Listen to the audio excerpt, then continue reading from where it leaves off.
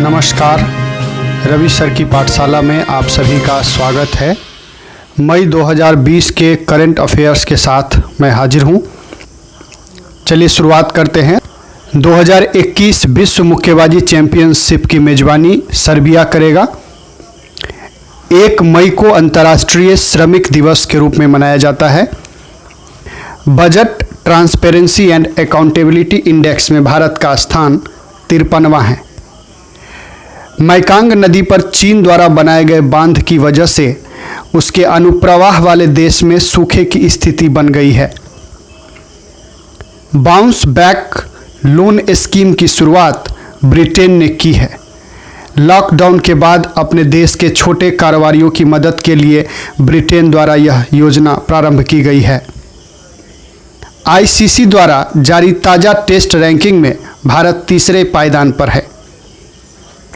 मणिपुर के चाक हाओ, जो काले चावल की एक प्रजाति है, को जीआई टैग दिया गया है।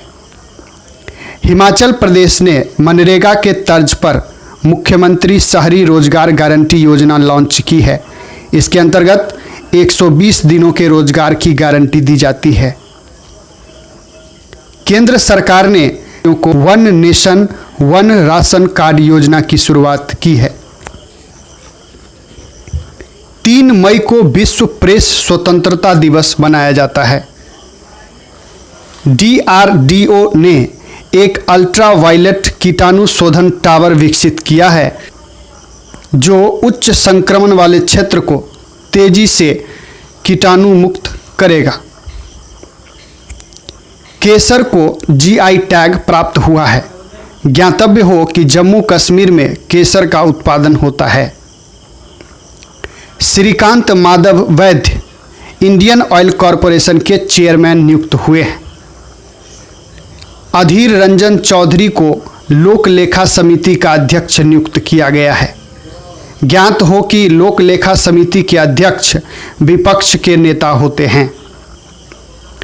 असम में अफ्रीकी स्वाइन फीवर का मामला पाया गया है।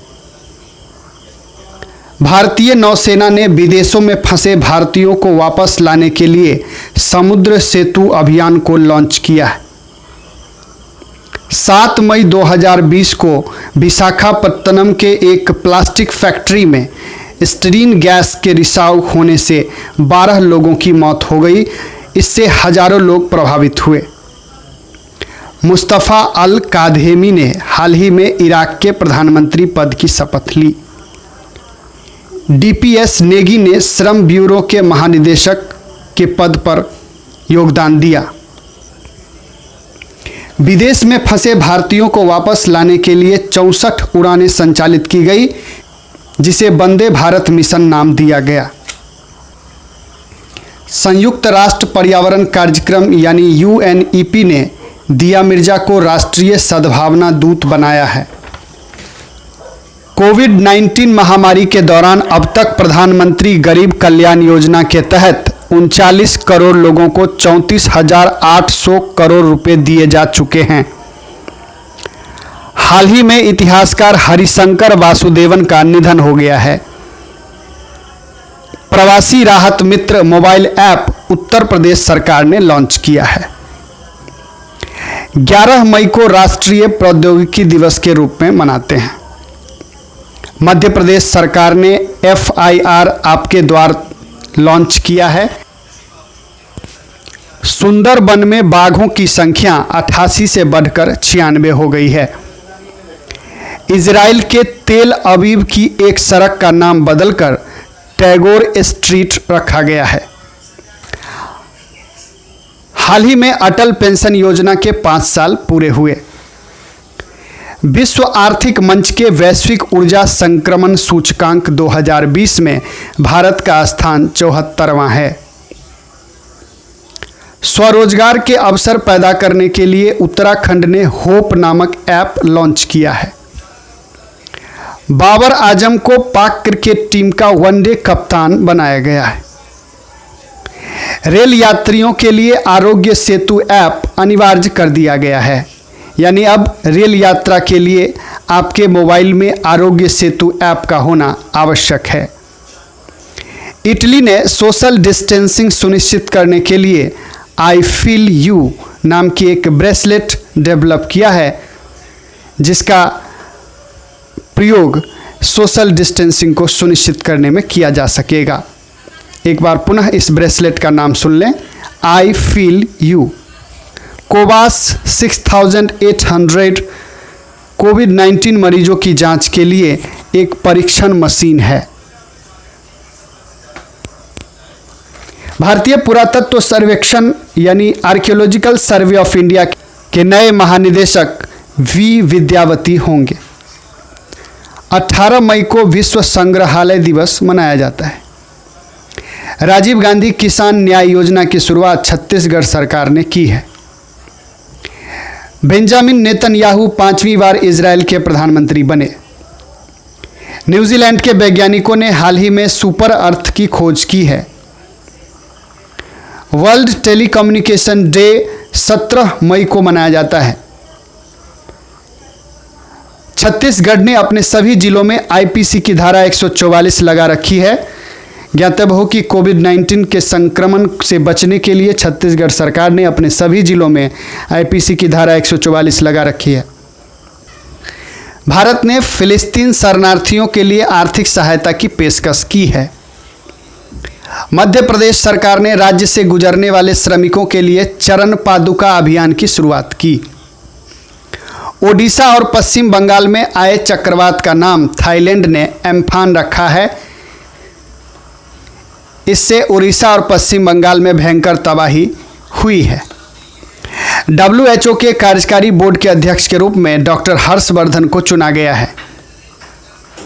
अरुणाचल प्रदेश की दिबांग घाटी में प्रसारित 3097 मेगावाट की एटालिन जल विद्युत परियोजना का विरोध पर्यावरण कार्यकर्ता कर रहे हैं।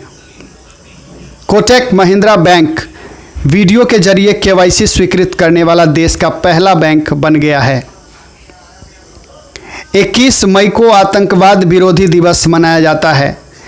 ज्ञातव्य हो कि 21 मई सन 1991 को भारत के पूर्व प्रधानमंत्री स्वर्गीय राजीव गांधी की हत्या कर दी गई थी और इसी दिन को हम आतंकवाद विरोधी दिवस के रूप में भी मनाते हैं। भारत और बांग्लादेश के बीच 5 नए बंदरगाहों और 2 नए प्रोटोकॉल मार्गों के संचालन के लिए एक समझौता किया गया है। दिलीप उम्मेन को भारतीय इस्पात संघ का नया अध्यक्ष नियुक्त किया गया है। गोविंद राजुलू चिंटाला को नाबार्ड का अध्यक्ष बनाया गया है। अमेरिकी सीनेट ने चीन की कंपनियों को स्टॉक एक्सचेंज से हटाने का विधेयक पारित कर दिया है। 22 मई को जैव विविधता दिवस मनाया जाता है।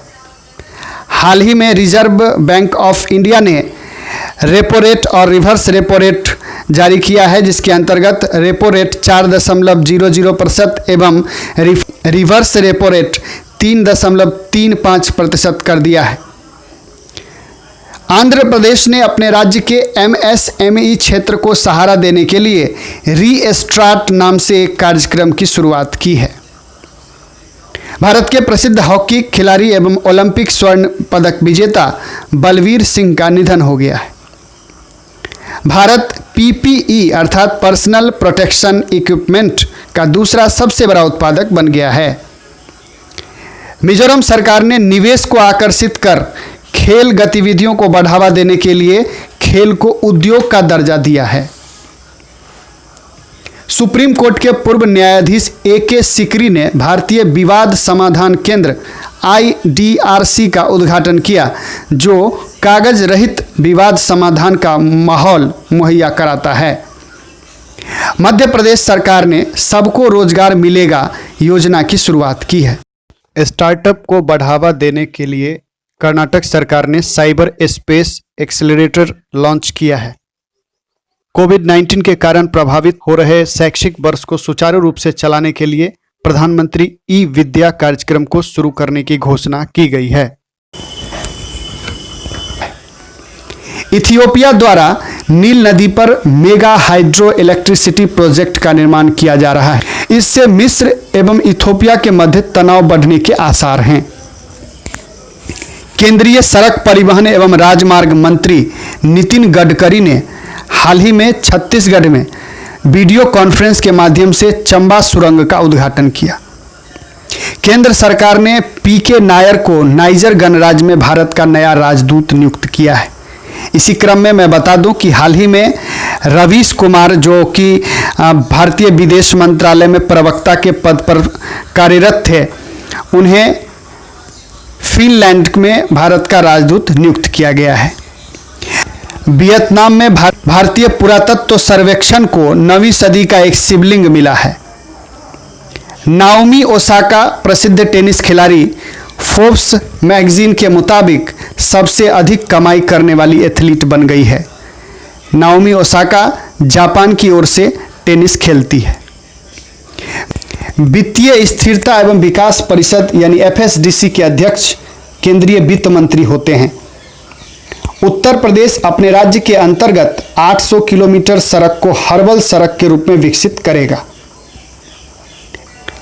S&P ग्लोबल रेटिंग एजेंसी ने अनुमान लगाया है कि भारत के जीडीपी विकास दर में इस वित्त वर्ष में 5% तक गिरावट देखी जा सकती है। भारतीय ओलंपिक संघ के अध्यक्ष नरेंद्र बत्रा को ओलंपिक चैनल आयोग का सदस्य नियुक्त किया गया है। महाराष्ट्र सरकार ने कोरोना के बढ़ते प्रकोप के कारण सभी निजी अस्पतालों को अपने अधिकार में ले लिया है। मार्कोस ट्राइजो को न्यू डेवलपमेंट बैंक का अध्यक्ष चुना गया है। ज्ञात हो कि न्यू डेवलपमेंट बैंक ब्रिक्स द्वारा संचालित है और सन 2014 में 100 अरब डॉलर के साथ इसकी शुरुआत हुई थी।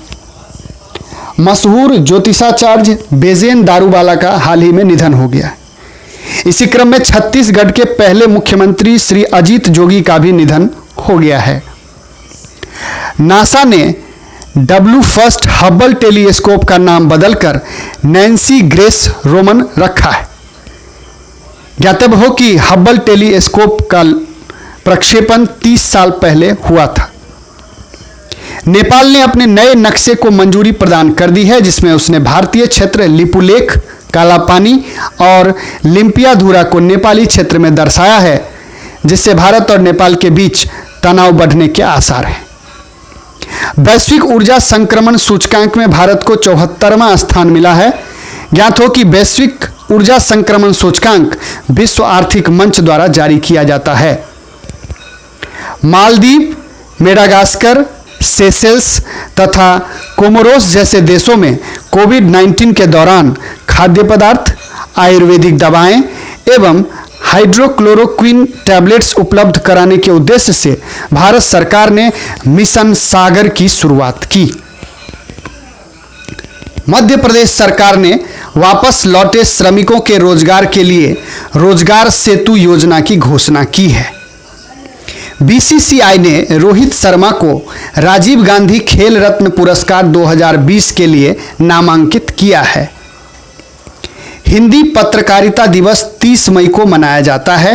इसी दिन सन 1826 ईस्वी को सर्वप्रथम हिंदी समाचार पत्र उदंत मार्तंड का प्रकाशन प्रारंभ हुआ था।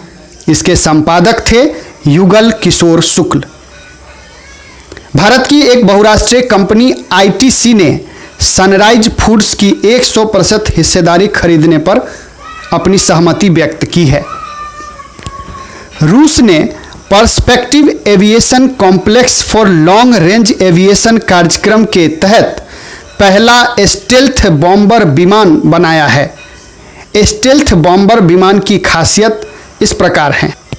ये करीब 2 से 2,2500 किलो वजन के बम को ढो सकता है, 40,000 फीट की ऊंचाई तक उड़ सकता है, 1000 किलोमीटर प्रति घंटे की रफ्तार से यह कई घंटों तक हवा में रहते हुए हवाई हमले को अंजाम दे सकता है।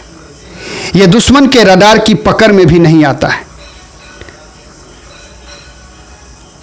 छत्तीसगढ़ ने लाख की खेती को कृषि गतिविधि घोषित करने का निर्णय लिया है। 31 मई को विश्व तंबाकू निषेध दिवस के रूप में मनाया जाता है। तमिलनाडु के कोल्लम में एक नई सिल्वर फिश प्रजाति की खोज की गई है, जिसका नाम है पुटियंस सेनेक्टस। पुटियंस सेनेक्टस मछली की एक प्रजाति है जो तमिलनाडु के कोल्लम में खोजी गई है। अंतरिक्ष यात्रियों को अंतरिक्ष में भेजने वाली पहली निजी अंतरिक्ष कंपनी है स्पेस एक्स। और अंत में एसबीआई के अगले प्रबंध निदेशक होंगे अश्वनी भाटिया। तो मई 2020 में घटित विभिन्न घटनाओं पर आधारित इस महीने की समसामयिकी में आपने बहुत सारे करंट अफेयर्स को देखा। इन्हीं सब बातों के साथ आज के इस करंट अफेयर्स बुलेटिन से मुझे इजाज़त दीजिए। नमस्कार।